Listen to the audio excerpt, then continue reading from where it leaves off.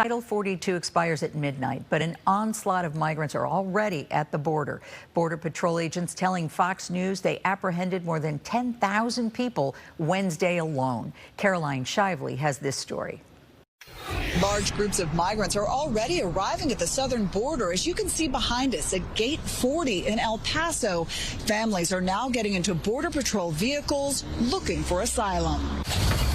With just hours to go until Title 42 expires, hundreds of migrants are waiting to cross the U.S.-Mexico border. National Guard members are urging them to cross illegally at a port of entry, saying many have received false information from smugglers or friends and family who previously entered the U.S. There is a consequence to crossing the border illegally. Once we explain that to the migrants, there are a good number of migrants who go back into Mexico with the intent of crossing into the country legally as opposed to illegally. Some migrants have already begun rushing the border, fearing new Biden administration policies could make it more difficult to gain entry.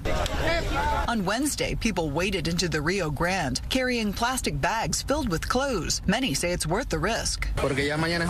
No one can say for sure, but we have to get ahead of things. But the surge is overwhelming holding facilities. Border Patrol agents were reportedly told to begin releasing some migrants into the U.S. with instructions to appear at an immigration office within 60 days. Some fear that could lead to a humanitarian crisis stretching far beyond the southern border. They're going to parole the majority of them into, New Jersey, New York, Denver, Chicago. They're moving in all over the country, our country.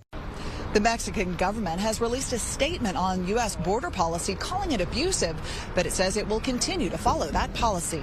In El Paso, Texas, Caroline Shively, Fox 32, Chicago.